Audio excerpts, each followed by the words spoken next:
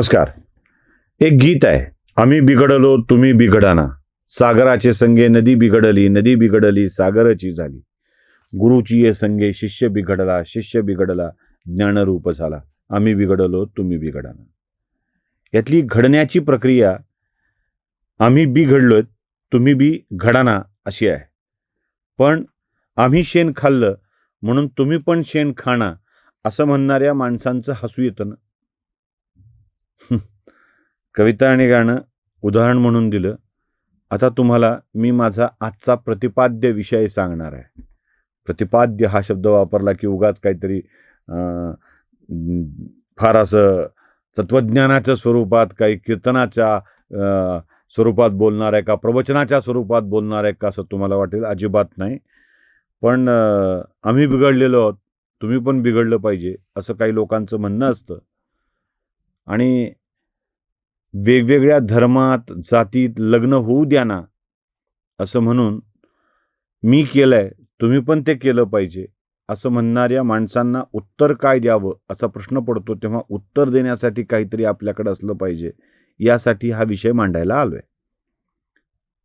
विधानसभेच्या अधिवेशनामध्ये धर्मस्वातंत्र्य कायद्यावर बोलताना जितेंद्र आव्हाड नावाचे आमदार मुंबऱ्यातून झालेले, त्या जितेंद्र आव्हाडांनी धर्म जात ही सगळे एकत्र आणायचे असतील तर वेगवेगळ्या जातीत मुलींना लग्न करून जाऊ द्या असं विधान केलं. जरा ऐका. मी तर आंतरधर्मीय आंतरजातीय या विवाहाच्या बाजूने आहे. या जातीपातीच्या भिंती तोडायच्या असतील, या धर्माच्या भिंती तोडायच्या असतील तर जाऊ द्या ना तुमची पोरगी दुसऱ्याच्या घरात आणि स्वीकारा ना तिला. हे बोलताना मी धाडसाने सांगतो, माझ्या मुलीने ख्रिश्चनाशी विवाह केला आहे, त्याला जावई म्हणून मी स्वीकारलाय. तो पण माणूसच आहे ना. हे सगळ्यांनी करावं अशी माझी इच्छा नाही, पण स्वीकारण्याचं उत्तरदायित्व म्हणजे दायित्व तर असावं, तेवढा मनाचा मोठेपणा तर असावा. अहो ते दिल्लीमध्ये कोणाकोणाच्या पोरीने कोणाकोणाशी लग्न केलं जरा यादी वाचा. ऐकलं. हे सांगत असताना आव्हाडांनी आपल्या मुलीचं लग्न ख्रिश्चनासोबत करून दिल्याचं सांगितलं. आणि काय हरकत आहे असा प्रश्न विचारला. अर्थात आव्हाडांच्या घरात आंतरजातीय आंतरधर्मीय विवाह होतात याच्याविषयी टीका करण्याचं काही कारण नाही.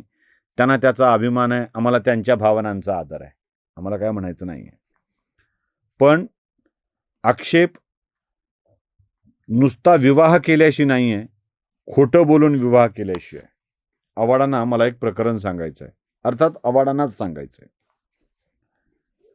सोलापूर जिल्ह्यातलं एक प्रकरण आहे. मुलीची ओळख उघड करायची नाही म्हणून जास्त बोलता येत नाही, तिचं अधिक सांगता येत नाही, पण तिच्यासोबत घडलेल्या प्रत्येकाची ओळख मात्र मला आरामात उघडी करता येऊ शकते. सोलापूर जिल्ह्यातलं एक तरुणी पुण्यामध्ये नोकरी करायला जाते. ती ज्या कंपनीत काम करत असते, मला वाटतं झोपडपट्टी पुनर्वास योजनेमध्ये ती काम करत असते, आणि त्यात काम करणाऱ्या एका बांधकाम क्षेत्रातील कंपनीत तिची ओळख एका मुलासोबत होते. नाव खूप छान त्या मुलाचं, दक्ष केशव वैद्य. अहिल्यानगर जिल्ह्यातल्या राहुरी तालुक्यातला हा दक्ष केशव वैद्य तिच्याशी बोलू लागतो. वैद्य आडनाव. आता आडनावावरून कोणाची जात सांगता येत नाही. वैद्य जसे ब्राह्मणामध्ये आहेत तसे वैद्य जर तुम्ही धाराशिवला गेलात तर धनगर या जातीमध्ये सुद्धा येतात. वेगवेगळ्या जातीमध्ये वैद्य हे तुम्हाला आडनाव सापडतं. पण हा दक्ष केशव वैद्य अहिल्यानगरचा ब्राह्मण, तो त्याची ओळख अशीच करून देतो. दक्ष केशव वैद्य आणि या तरुणीची ओळख होते, हा ब्राह्मण आहे सांगतो. मग ओळख, भेटणं, बोलणं असं वाढू लागतं. आणि एके दिवशी हा दक्ष तिच्यासमोर प्रस्ताव ठेवतो की माझ्याशी विवाह करशील का, लग्न करशील का. दिसायला बरा, चांगली पगार मिळवणारा हा व्यक्ती. मग हा दक्ष तिला म्हणतो लग्न करायचं आहे, आणि मुलगी म्हणते की माझ्या घरच्यांना आपण हे सगळं कळवू आणि आपण रीतसर लग्न करूया.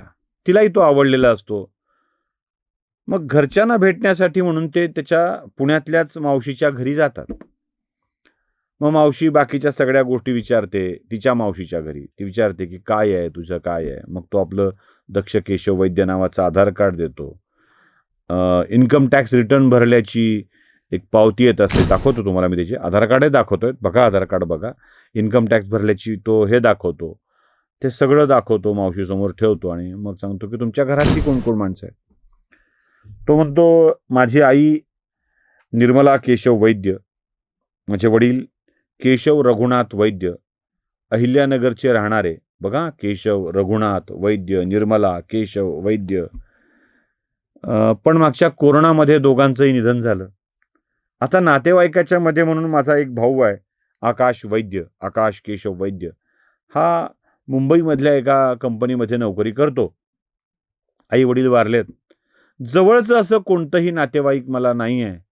1-2 ओळखीची माणसं आहेत, त्यांच्याशिवाय माझ्या परिवारामध्ये आता कोणी नाही. आणि हा परिवार वाढावा म्हणून तर मी तुमच्या मुलीशी लग्न करण्याचा विचार करतो आहे. मावशी आधार कार्ड बघते, ते पॅन कार्डचे सगळे डिटेल्स बघते, त्याचं घर बघते. गावाकडे चांगली 6 एकर शेती आहे, गावाकडे स्वतःचं घर आहे. ही सगळी माहिती ती खात्री करून घेते आहे का या सगळ्या विषयाची. आणि मग त्या मुलीच्या घरी हा सगळा प्रकार कळवला जातो की असा असा मुलगा आहे, छान आहे, नोकरी आहे, पगार आहे, 6 एकर शेती आहे म्हणे, घर आहे म्हणे. ठीक आहे, मग आपण लग्न करूया या निर्णयापर्यंत ते येतात. मग दोघांचं लग्न ठरतं, ते करायचं ठरतं, तारीख निघायची बाकी असते. आणि एवढ्याच काळामध्ये त्या मुलीच्या आईला दुसऱ्या एका मुलीचा फोन येतो.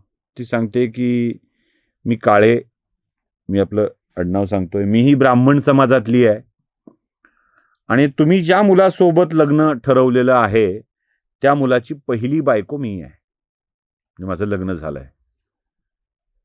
मुलगीची आई जरा धाडकन उडतेच, कारण एवढा मोठा धोका, आपल्या पोरीचं लग्न झालंय, काय करायचं. ती पुढची माहिती सांगितल्यावर तर आईला हृदयविकाराचा धक्का येणंच बाकी असतं. ती म्हणते तुम्ही ज्याला दक्ष केशव वैद्य समजत आहात तो इक्बाल शेख आहे. त्यानं माझ्याशी लग्न केलंय आणि मलाही धर्मांतरित केलेलं आहे. तो तुमच्या मुलीलाशीही लग्न करणार आहे आणि तिलाही धर्मांतरित करणार आहे. कायद्यानं त्याला बहुपत्नीत्वाचा अधिकार आहे कारण तो मुस्लिम आहे. पण तुम्हाला कळावं म्हणून मी हे सगळं सांगते आहे. दरम्यानच्या काळात काय घडलं होतं सांगतो. आवाडांना कळणं आवश्यक आहे.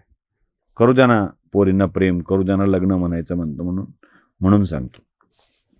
दरम्यानच्या काळात या मुलीचा प्रचंड विश्वास संपादन केलेल्या या दक्षने तिचं इन्स्टा, फेसबुक हे सगळे अकाउंट आपल्या मोबाईलवर ॲक्सेस करून घेतलेले होते, लॉग इन करून घेतलेले होते.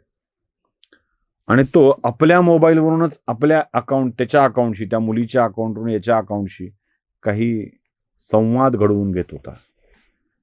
दक्ष केशव वैद्यच्या नव्हे, मुस्लिम व्यक्तीच्या. तो पुरावे निर्माण करण्याचा प्रयत्न होता की तिला माहित आहे हा मुस्लिम आहे तरीही ती प्रेमात आहे.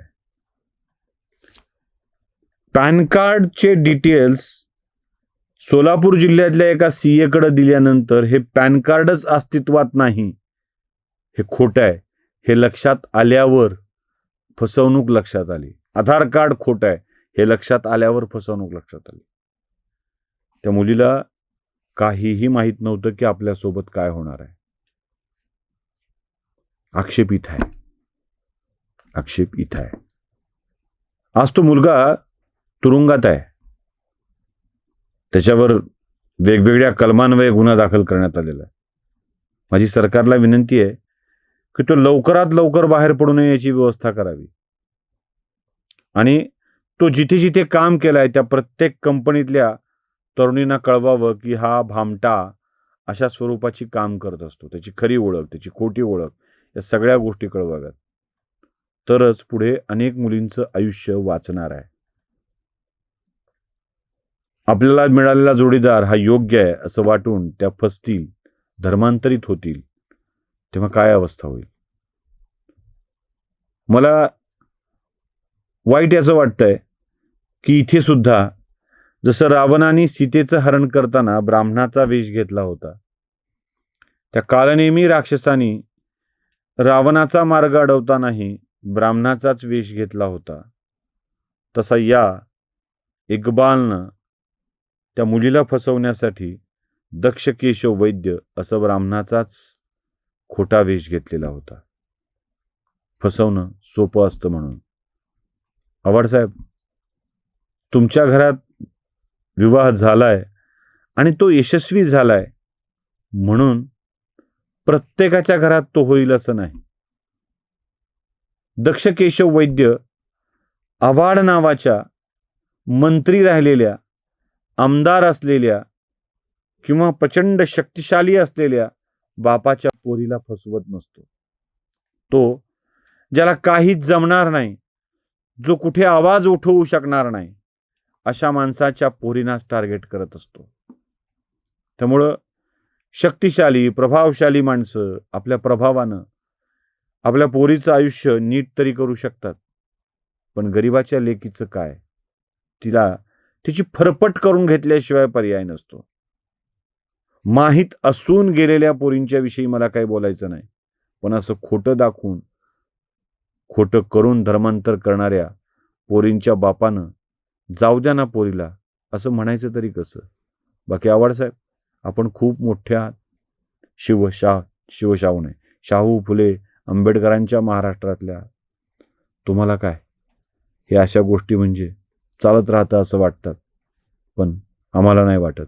त्यामुळं तुमचा जो सल्ला आहे ना, होऊ द्या ना लग्न, ते कधीच मान्य होणार नाही. नमस्कार. जागृतीचा विधान